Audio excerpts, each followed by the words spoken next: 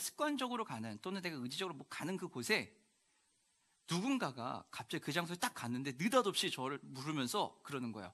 너무 만나고 싶었습니다 라고 하면서 이렇게 딱 달려오는 겁니다. 자, 여러분, 이 사람은 누구일까요? 또 한 가지 질문이 있어요. 그 다가온 그 사람이 여러분이 기대하는 사람이고 뭐 만나고 싶은 사람이겠죠. 그 사람이 어떤 말을 해줬으면 좋겠습니까? 우리는 모두가 내가 만나고 싶은 사람 또 이렇게 만나고 싶고 또 듣고 싶은 얘기가 있어요. 어떤 자리건 상관없이 누군가가 나타나가지고 그 이야기를 해줬으면 좋겠다라고 생각하는 그런 사람이 있습니다. 오늘 성경의 본문에 보면은요, 한 어부가 한 명이 아니죠, 몇 명의 어부가 등장을 합니다. 그리고 대단히의 무리가 있습니다. 고된 밤샘 작업을 한 후에 어부들이요, 아무런 소득 없이 항구로 돌아왔어요.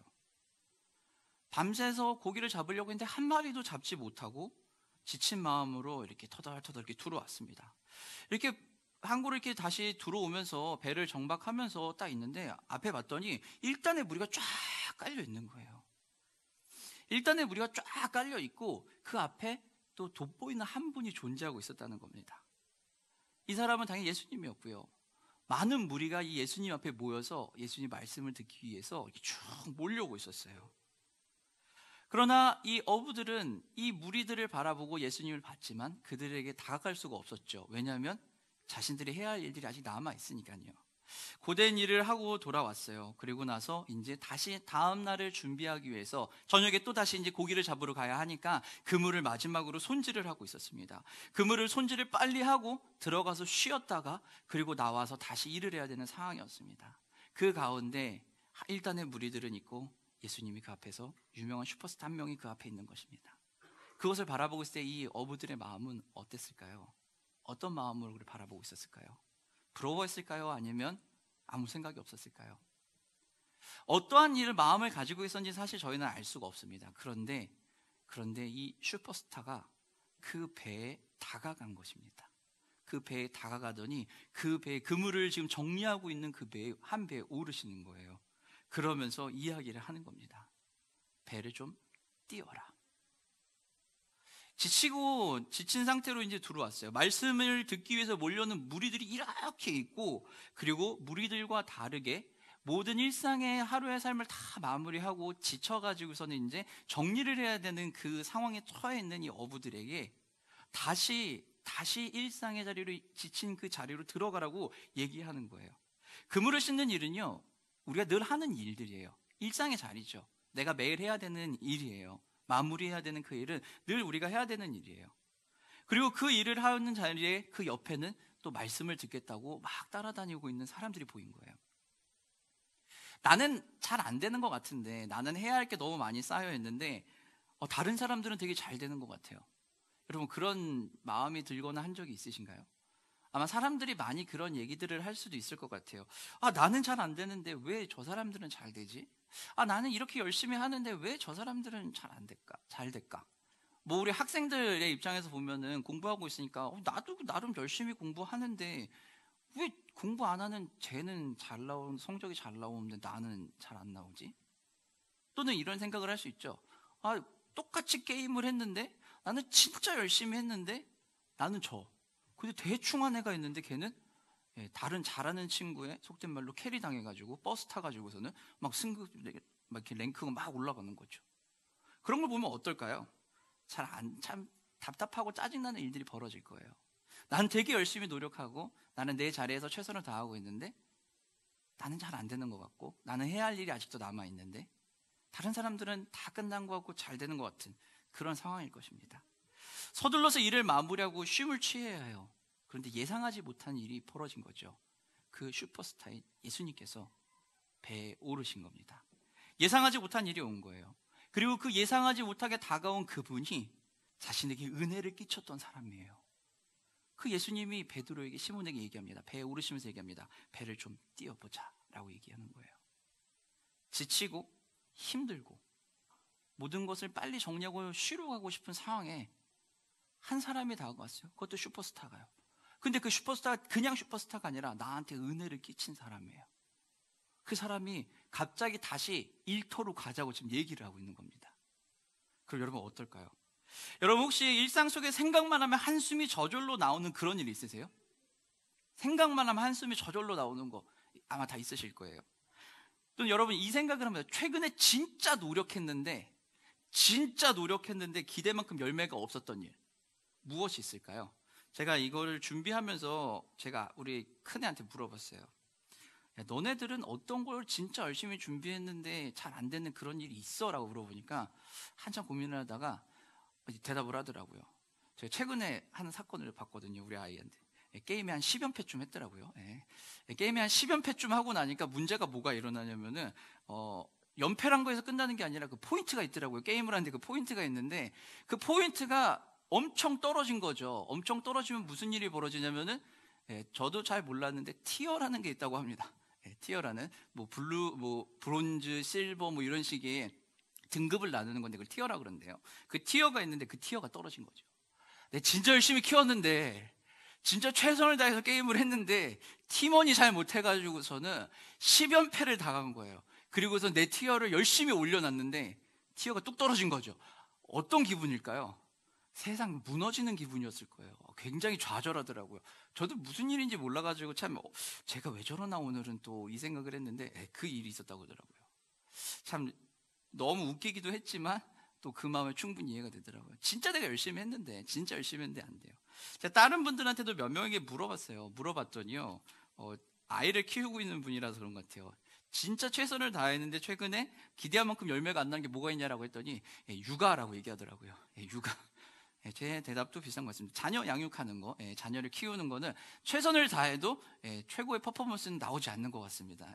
기준이 좀 달라서 그런 것 같긴 한데 어쨌든 육아는 그렇다고 얘기를 하더라고요. 또 다른 분한테 물어봤더니 그분은 이렇게 얘기하더라고요. 관계의 문제라고 얘기하더라고요. 진짜 최선을 다했는데 내가 이 사람한테 정말 최선을 다해서 했는데 그 사람이 나를 생각하는 것이 한순간에 무너지는 것을 보고 굉장히 좌절했다 그러더라고요. 굉장히 좌절하고 무너지는 느낌을 가졌다고 얘기합니다. 직장에서는 여러분 어떨까요? 난 진짜 열심히 했는데 승진을 나는 못하고 열심히 하지 않은 것처럼 보이는 사람이 나보다 먼저 승진을 하고 내가 입사도 더 빠른데 내가 성적도 더 좋은데 나보다 뒤에 입사한 친구가 먼저 승진을 하고 하면 여러분 어떨까요? 이게 만만치 않은 일이라는 겁니다. 정말 최선을 다했는데 거기에 오는 퍼포먼스가 따라오지 않으면 답답하고 지칠 거예요. 오늘 이 어부들은요, 베드로와 다른 어부들은요, 바로 그런 상태예요. 최선을 다해서 밤을 새서 고기를 잡았어요. 그런데 한 마리도 못 잡은 거예요. 피곤하고 지쳐있는 상태였어요. 밤을 지새워 일한 대가가 생선 한 마리도 없는 거예요. 수입이 제로인 거예요. 오히려 마이너스예요. 그래서 이 생선 한 마리를 잡지 못해서 지치고 피곤해 있는 상태인데 여기에서 빨리 들어가서 쉬어야 되는데 이 무리 속에서 갑자기 한 분이 다가온 거예요. 예수님이 다가와서 배를 띄우고 나가자는 거예요. 근데 예수님은요, 무리에 둘러싸이고 무리들과 함께 있었거든요. 그런데 예수님의 입장에서는 이 무리들만 보고 있는 것이 아니라 어떻게 해요? 배에서 들어오고 있는 배를 바라보고서는 있었다는 거예요. 베드로와 그 무리들은 지쳐 있었어요. 지쳐서 보이는 것이 별로 없었을 수도 있습니다. 그리고 예수님에 대해서 그렇게 크게 신경을 안 썼을 수도 있어요. 하지만 예수님은 많은 무리들 속에서 들어오고 있는 배를 바라보고 있었다는 거예요. 일상에서 지쳐있는 순간이건 일상에서 기쁜 순간이건 어떤 상황에서 내가 어떤 상황에 둘러싸여 있어도 예수님이 그 배를 보고 오신다는 거예요. 예수님은 2절에서 뭐라고 하시냐면요, 호숫가에 있는 배를 보시더니 라고 해요. 호숫가에 있는 배를 보시더니 무리와 함께 있었지만 예수님의 시선은 한 명 한 명에게 가고 있었다라는 거예요. 호숫가에 정박되어 있는 배가 한 대였을까요? 한 척이었을까요? 딸랑 두 척밖에 없었을까요? 과연? 그 호숫가에 정박되어 있는 배 중에서 몇 대인지는 모르겠지만 그 배 중에서 예수님은 베드로와 안드레의 배를 보셨다라는 겁니다. 그리고 그 배에 다가오셨다라는 거예요. 놓여있는 곳 중에 특별하게 다가오셨다라는 겁니다. 그리고 시몬의 배인 것을 아시고 올라가신 거예요. 불특정 다수와 무리와 있었지만 아주 개별적으로 그리고 한 명 한 명에게 하는 예수님께서 시선을 두고 계셨다라는 거예요. 피곤하고 지친 일상 속에서 예수님의 말씀에 나오는 것은요, 사실 쉽지 않아요. 내가 지쳐있는 상태라면은 내 육신이 지쳐있기도 하고 내 상황이 지쳐있고 정신적으로 지쳐있고 힘들다면은 우리가 예수님 앞에 다시 나아간다는 건 사실 굉장히 어렵고 힘든 일이에요. 말처럼 쉬운 일이 아닙니다. 그런데 예수님이 오셔가지고서는 배를 띄우고 좀 멀리 가라고 하고서는 거기에서 말씀을 선포를 하시는 거예요. 무리들이 이렇게 쭉 있는 상태에서 배를 조금 띄운 상태니까요. 예수님이 그 배에 쓰셔가지고서는 이제 말씀을 막 선포를 하신 거죠. 그러면 이제 말씀을 듣는 무리들이 이렇게 있고, 그리고 배에 있는 이제 어부인 베드로와 친구들이 있었어요. 다 말씀을 들었습니다. 예수님께서 강론을 다 마치신 후에 갑자기 베드로에게 얘기를 하는 거예요. 배를 깊은 데로 가라 라고 얘기하는 거죠. 깊은 데로 가서 거기에서 그물을 내려서 물고기를 잡으라는 거예요. 자, 여러분이라면 어떤 심정이 드셨을 것 같습니까? 지칠 대로 지쳐 있는데 한 마리도 고기를 못 잡았는데 다시 그 현장으로 나가라는 거예요. 내가 어쩌면 실패했다고 느낄 수 있는 그 현장으로 가라는 거예요. 그런데 그 자리가 또 어디냐면요, 말도 안 되는 자리예요. 가면은 절대 물고기를 잡을 수 없는 그 자리예요. 그 자리에 지금 예수님 다시 베드로한테 가자 그러는 거예요. 내가 피곤하고 지쳐있고 실패했던 그 자리로. 그리고 베드로는 어부잖아요. 어부는 전문적으로 고기를 잡아서 먹고 사는 사람이 어부예요. 그 예수님은 목수고요. 근데 목수인 예수님이 어부인 베드로에게 깊은 데로 가라는 거예요. 이거는요, 뭐냐면은요, 손흥민에게 우리가 가가지고 야, 프리킥을 찰 때는 이렇게 감아 차야 되라고 하면서 지도하는 거 똑같아요. 내가 있는 그 전문 분야에 정말 하나도 모르는, 1도 모르는 사람이 나타나가지고 야, 그렇게 하면 안 돼, 일로 해야 돼 라고 지금 그거를 얘기하는 거 똑같은 상황이에요. 그 이야기를 들은 베드로는 어떤 심정일까요? 아, 주님께서 하셨으니 기쁜 마음으로 제가 가겠습니다 이렇게 얘기했을까요? 아마 그렇지는 않았을지도 모르겠어요. 오늘 본문의 베드로는요, 이렇게 얘기를 해요. 우리가 밤새 수고해서 고기를 한 마리로 잡지는 못했지만 말씀하시니 우리가 그 말씀에 의지해서 가겠습니다. 이것은 베드로가 믿음이 좋아가지고 주님의 그 능력을 의지해서 내가 다시 한번 가겠습니다라고 얘기한 게 아니에요. 잡은 것은 없지만 말씀에 의지해 가겠다라는 것은요, 여러 가지로 해석할 수 있겠지만 이렇게 볼 수 있어요. 들은 말씀에 감동이 좀 왔을 수는 있습니다. 그래서 그 감동이 있어서 한 번 또 갈 수도 있고요. 그리고 지금까지 들어왔던 예수님에 대한 소문이 있으니까 그 소문을 한번 확인하고 싶기도 하고 해서 갈 수도 있겠고요. 그리고 또 하나는 뭐가 있을까요? 베드로의 장모를 예수님이 고쳐주셨거든요. 그 고쳐주신 사건을 봤으니 그 능력을 기대하거나, 또는 그 은혜를 입힌 사람이기 때문에, 은혜를 나에게 주신 분이기 때문에 그 은혜에 보답한다는 마음으로 어쩌면 따라갔을 수도 있어요. 베드로가 단지 그냥 믿음이 너무 좋아가지고서는 예수님을 쫓아간 그런 게 아니라는 거예요. 잡은 것은 없지만 말씀에 의지한다는 것은요, 자신의 경험과 상식에는 분명히 벗어난다라는 것을 어필하는 거예요. 그리고 베드로는 알았어요. 낮 시간에는 깊은 데서 물고기 잡으면 안 된다는 것을요. 그래서 베드로 얘기하는 거예요. 내 상식과 내 경험엔 벗어나지만 예수님이시니까 그 권위를 내가 인정해서 그래도 따라는 가겠습니다. 그리고 나한테 은혜를 주셨으니 내가 그래도 은혜를 갚는다는 마음으로 가겠습니다라는 심정으로 따라갔을 수도 있어요. 예수님에 대한 베드로의 모습은요, 바로 이런 모습이에요. 그런데 예수님은 그것을 신경 쓰지 않으시는 것처럼 보이면서 그냥 명령을 하십니다. 너가 실패한 그 자리로 다시 가자. 실패한 그 자리로 다시 가자는 거예요. 지치고 피곤한 상황 속에서 그 자리로 다시 나가라는 명령은요, 베드로에게 사실 편하고 좋은 얘기는 아니었을 거예요. 망했는데 우리 아이들한테 따져보면 시험을 다 끝났는데요, 백지화시키고 다시 시험을 보자 그러는 거예요. 어떨까요, 기분이? 아, 내가 다음에 더 성적을 잘 받을 수 있으니까 너무 행복하겠다, 이런 마음일까요? 아니요. 시험을 끝냈는데 또 시험을 봐야 돼. 어떡하지? 이런 거예요. 공부를 해야 되는 분량이 있어서 우리 아이들한테 만약에 공부를 다 했는데 와가지고 얘기하는 거예요. 야, 너는 공부 안 하고 또 노냐? 다시 공부해 라고 얘기하면은 우리 아이들은 어떤 마음일까요? 아주 그냥, 요즘 표현을 하면 킹 받는 거죠. 엄청 화가 날 수 있다는 거예요. 실패의 자리고 또 지쳐있는 그 피곤한 상황에 다시 가라는 것은 쉬운 일이 아니에요. 생선 한 마리도 잡지 못한 베드로, 실패감과 좌절감이 밀려왔을 수도 있는 그 자리에 오늘 밤에도 나가야 돼요. 그리고 준비해야 되는데 쉬는 시간 다 빼가지고 다시 그 자리에 가는 거예요. 지친 시몬은 예수님의 말씀을 들을 여유도 없었고요, 안 들어도 상관없었어요. 그런데 예수님이 베드로에게 하신 말씀을 듣고 당혹스러울 수도 있지만 베드로는 예수님 말씀에 의지해서 다시 한번 갑니다. 좋은 의도건 나쁜 의도건, 너무 권위를 순종하든 뭐든 어쨌든 상관없이 예수님의 말씀에 순종하면서 베드로는 갑니다. 고마운 분이고 놀라운 일을 행하신 그 예수님에 대한 호기심으로 은혜를 갖기 위해서 어쩌면 갈 수 있어요. 여기까지는 우리도 그렇게 할 수 있어요. 여기까지는 우리도 충분히 가능합니다. 상식적인 선에서 할 수 있는 부분이니까요. 은혜를 준 분이니까 따라갈 수 있어요. 그러나 능력을 경험하는 것은요, 그 다음 대목입니다. 베드로는 분명히 예수님의 그 말씀에 순종했어요. 말씀을 따라갔어요. 말씀을 따라가고 나아갔어요. 무리들은 말씀을 똑같이 들은 무리들도 있고 배에 있던 베드로도 있어요. 그럼 베드로와 이 무리들의 차이는 뭘까요? 무리들은요, 말씀을 들었어요. 듣지 못한 게 아니에요. 듣긴 들었어요. 그런데요, 모두에게 말씀은 들려지긴 했지만 이 들려진 말씀이 소리가 그들에게는 바람을 타고 흘러 들어간 그냥 소리였을 뿐일 수도 있다는 거예요. 예수님 앞에서 예수님의 말씀을 듣긴 했지만 그냥 귀 뒤로 쓱 지나가는 거예요. 이쪽으로 들어가서 이쪽으로 슉 나와버리는 그런 말씀일 수도 있어요. 그냥 바람을 타고 흐르는 파동의 전달일 수도 있다는 거예요. 그들에게는요.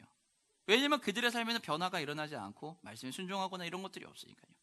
그러나 베드로와 그 무리들은요, 예수님 말씀에 뭐가 됐건 간에 거기에서 뭐라고 얘기해요? 말씀에 의지해서 순종하겠습니다라고 얘기하는 거예요. 내 상식과 내 경험과 내가 가지고 있는 지식을 초월해야지만 일어날 수 있는 일을 하고 있는 거예요. 그 일을 했기 때문에 베드로와 그 무리들은요, 베드로와 안드레와 요한은요, 물고기를 잡을 수 있게 된다는 거예요. 하나님의 능력은요, 경험과 합리성에서 오는 게 아니에요. 하나님의 능력을 체험하는 것은 경험과 합리성에서 오는 것이 아니라 경험과 합리성을 뒤로 하고 예수님의 말씀에 순종할 때, 그때 우리의 삶에서 하나님의 능력이 나타나는 거예요. 우리는 모두 말씀을 들어요. 이 시대는 말씀의 홍수잖아요. 우리가 라디오만 켜도 말씀을 들을 수 있고요, TV만 켜도 24시간 계속 말씀이 나와요. 그리고 유튜브만 돌려도 우린 말씀을 계속 검출해낼 수 있고 계속 들을 수 있어요. 심지어 성경 통독 프로그램도 계속 소리를 오디오로 들려주는 것도 너무 많고요. 우리는 이미 말씀의 홍수에 빠져 살고 있어요. 너무 많은 걸 들을 수 있어요. 그러나 그냥 듣고 흘려버리기만 하면은요, 그냥 듣고 흘려버리는 거예요. 소리의 파동만이 내 귀에 흘러가는 거예요. 그러나 우리가 그 말씀에 순종을 한다는 것은요, 내가 가지고 있는 상식, 내가 가지고 있는 경험, 내가 생각했을 때 그 합리성이고 뭐고 다 무너지더라도 그 뒤에 있는 예수님의 말씀에 따라가겠다는 결단이고 의지라는 거예요. 그 예수님이 그 말씀을 주신 거에 순종을 했을 때 우리는 하나님의 능력을 체험할 수 있는 거예요. 그리고 그 능력을 체험하게 되면은요, 무슨 일이 벌어질까요? 나의 존재를 인정하게 됩니다. 말씀을 통해서 베드로는 자신의 존재를 깨닫게 돼요. 8절에서 베드로가 예수님을 어떻게 하죠? 처음에는 분명히 뭐라 그랬냐면 선생님이라고 얘기했어요. 그러다 8절에서 베드로는 예수님을 바라보면서 무릎을 철퍼덕 꿇으면서 얘기해요. 주님이라고 표현을 합니다. 주인이시여라는 표현을 하는 거예요. 주님이라고 표현을 하면서 호칭이 선생님에서 주로 바뀌게 돼요. 그리고 나서 신적 존재 앞에서 자신의 무기력함과 자신이 가지고 있던 그 조금이라도 있었던 그 교만한 생각으로 인해서 자기가 얼마나 무기력한지를 깨닫게 돼버려요. 그래서 베드로가 고백을 하죠. 뭐라고요? 주님, 저는 죄인이로서이다. 저를 떠나주시옵소서. 여러분, 이 대목을 되게 상식적으로 생각하면 말이 안 돼요. 물고기를 잡았어요. 그럼 뭐라고 얘기해야 돼요? 선생님 너무 감사합니다가 나오는 게 정상 아닐까요?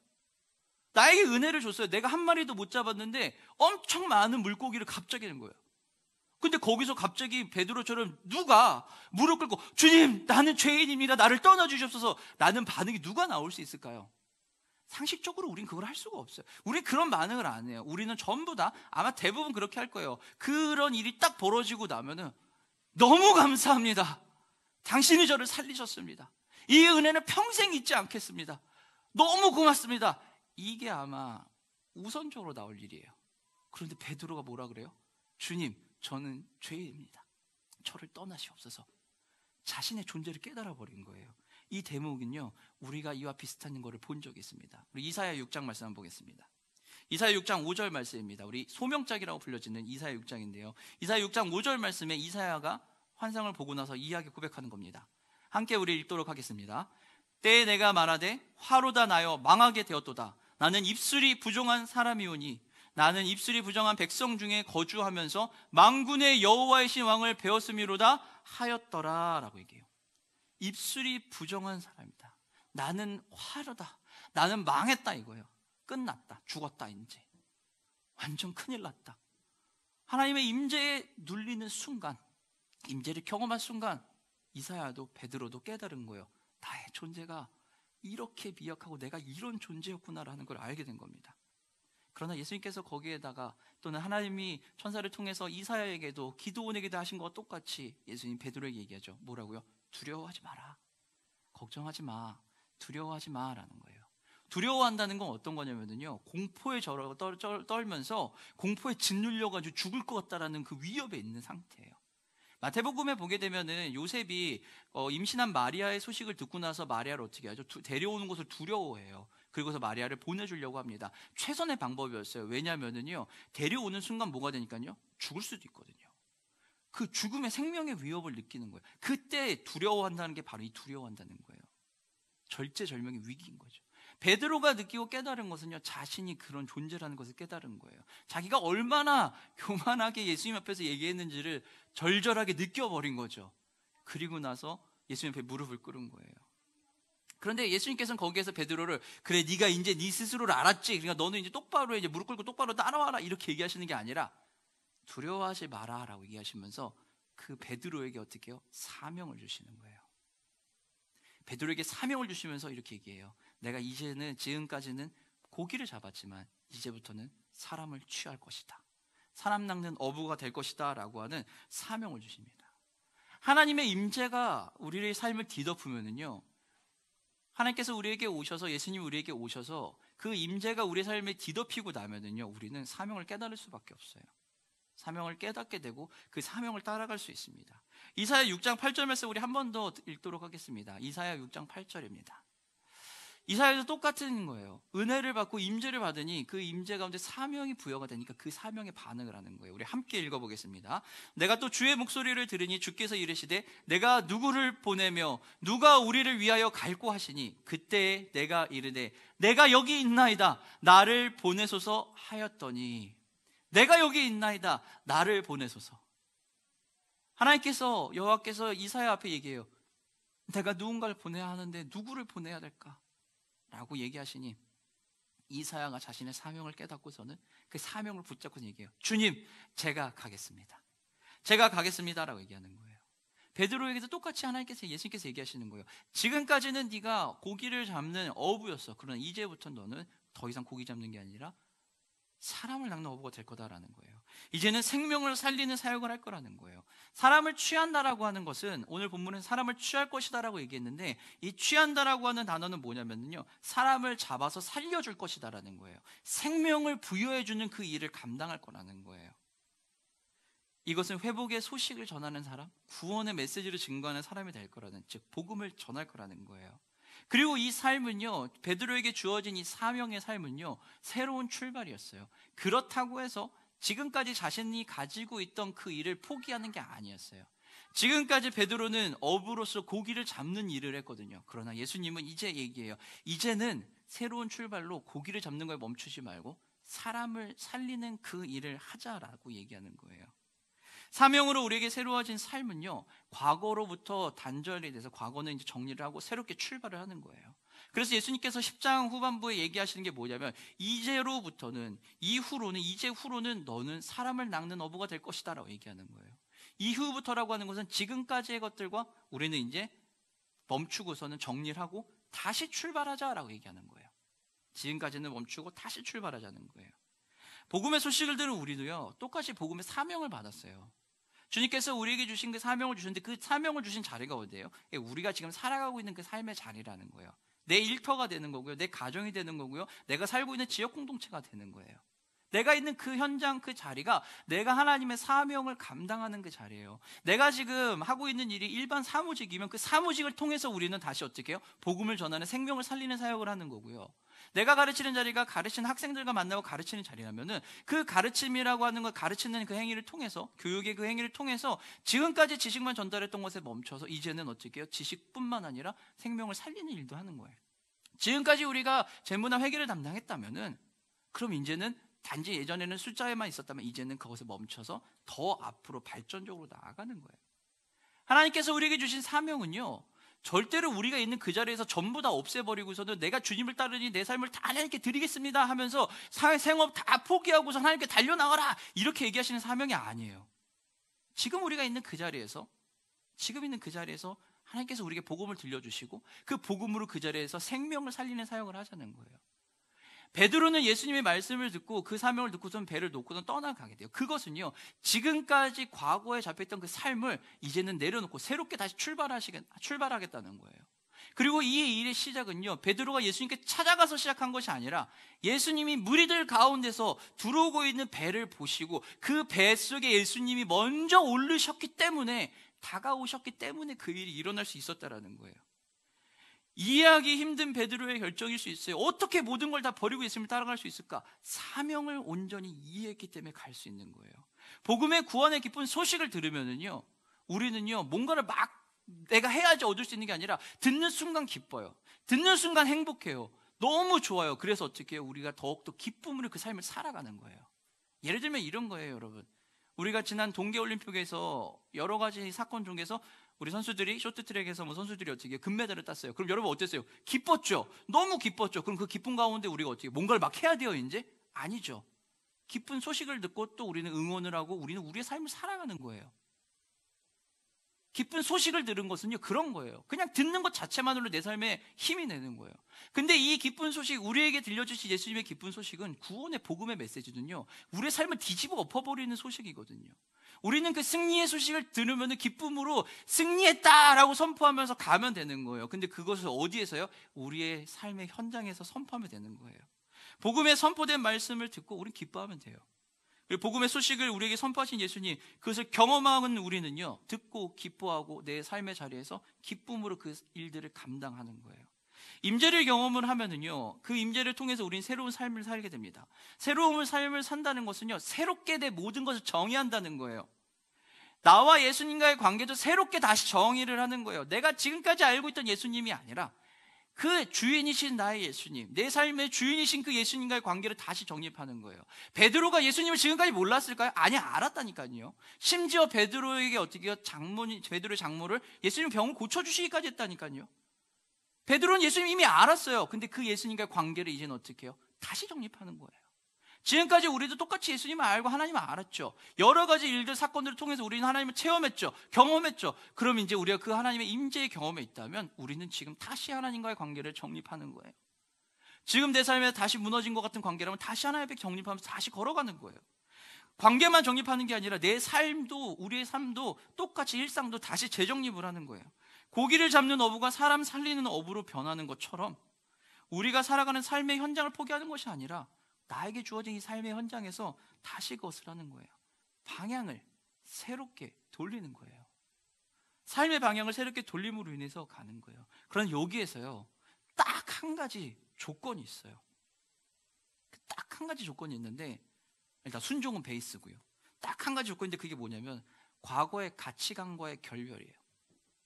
지금까지 내가 가지고 있던 과거의 그 가치관, 내가 지금까지 생각했던 가장 우선이라고 여겼던 그 가치관, 그것과는 이제 결별을 하는 거예요. 이것을 결별을 한다는 것은 그것을 포기하고 버리는 게 아니라 그것을 최우선적으로 뒀다면 그것을 한 단계 내리고 제일 최우선의 자리에 예수님의 복음의 소식을 올려놓겠다라는 거예요.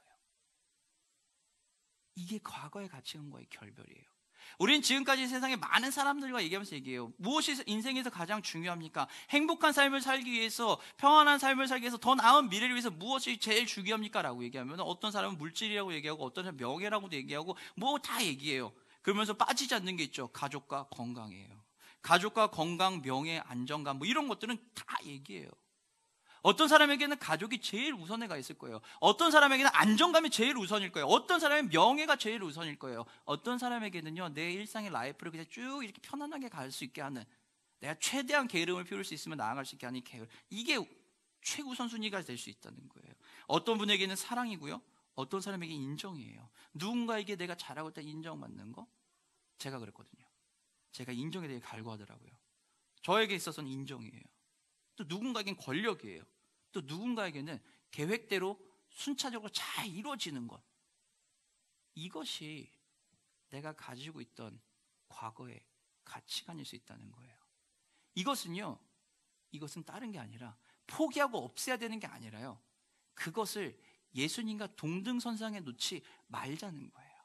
이제는 그것들을 열심히 해야 돼요. 그것을 얻어야 돼요. 포기하는 게 아니에요. 그 자리를 예수님 밑에 칸으로 옮기자는 거예요. 우리가 우상이라고 얘기하는 것은요, 어떤 뭔가를 만드는 게 아니에요. 내가 예수님보다 더 좋아하는 건 당연히 우상이죠. 그러나 또 한 가지, 예수님과 똑같이 사랑하면 그것도 우상이에요. 우리 하나님은 유일하신 하나님이시고, 우리 하나님은 유일하신 하나님께 우리는 그 여호와 하나님 한 분만을 따른다고 맹세했잖아요. 우리는 그런 삶을 살겠다고 얘기했잖아요. 그리고 우리는 그 삶이 옳은 걸 알잖아요. 그런데 그 하나님과 예수님과 내가 동등선상에 다른 나의 욕망을, 나의 욕구를 그걸 올려놓는다면 얘가 뭐가 되는 거예요? 그게 하나님이에요. 우린 이거를 우상이라고 얘기하는 겁니다. 우리 친구들에게도 똑같아요. 우리 학생들에게도 공부가 최우선 순위가 있으면요, 그것도 우상이 되는 거예요. 공부해야죠. 누가 공부 포기하래요? 아니, 해야 돼요. 그러나 그게 제일 위에가 있으면 그게 우상이에요. 노는 거, 친구들과 관계를 잘 맺는 것 굉장히 중요해요. 해야죠. 그거 놓치면 안 돼요. 근데 그것이 예수님보다 다른 어떤 것보다 제일 위에가 있으면은 그럼 위험할 수 있다는 거예요. 일터에서도 마찬가지고요. 개인의 삶의 자리에서도 마찬가지예요. 여러분이 가장 최우선으로 여기는 것은 무엇입니까? 예수님께서 베드로에게 다가와서 부르시면서 말씀을 하셨던 것처럼 오늘 이 시간에 우리에게도 똑같이 하나님께서 다가오셔서 다시 물어보시는 거예요. 너는 어떤 것을 내 옆자리에 두고 싶어 하고 있니 지금? 내 밑에 칸으로 한 칸 내려줘야 되는 그것이 지금 무엇이니? 라고 지금 묻고 있는 겁니다. 말씀을 마치도록 하겠습니다. 일상에서 들려지는 말씀에 순종한다면요, 우리는 사명을 확인하고 삶의 자리에서 맡겨진 사명을 수행할 수 있습니다. 굉장히 어렵고 굉장히 보편화된 얘기고 원칙적인 얘기예요.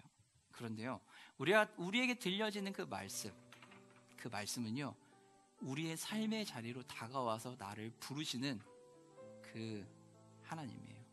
그 말씀이에요. 그렇기 때문에 나의 삶의 자리에 들어와서 말씀하시는 그 주님을 바라보면서 우리가 그 주님의 은혜를 더 사모하며 나아가면 됩니다.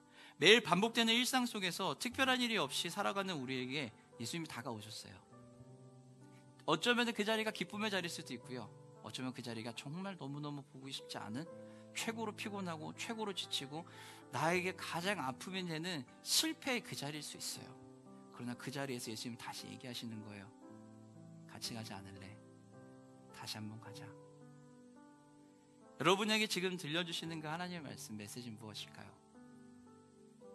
예수님께서 여러분의 삶에 지금 다가오셔서, 오늘 예배 가운데 여러분에게 다가가셔서 한 분 한 분에게 지금 뭐라고 우리 지금 얘기하고 계실까요?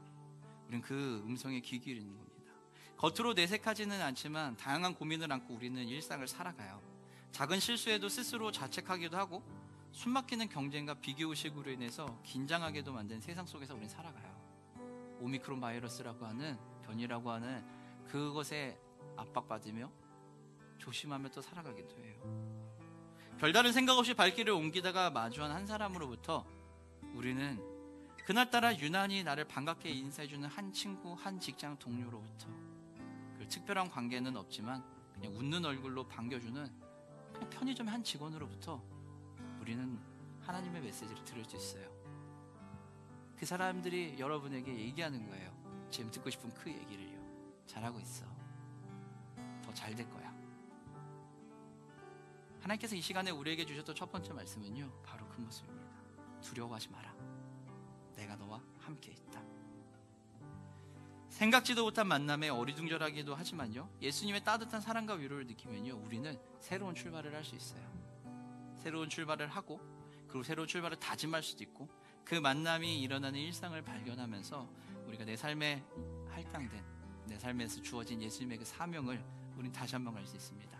지금 있는 그 자리에서, 지금 여러분의 삶의 그 현장에서, 우리 친구들은 학교에서, 가정에서, 친구들과의 관계에서, 또 일터에서, 여러분이 맺고 있는 그 관계성 안에서 우리 모두 할 수 있다는 겁니다.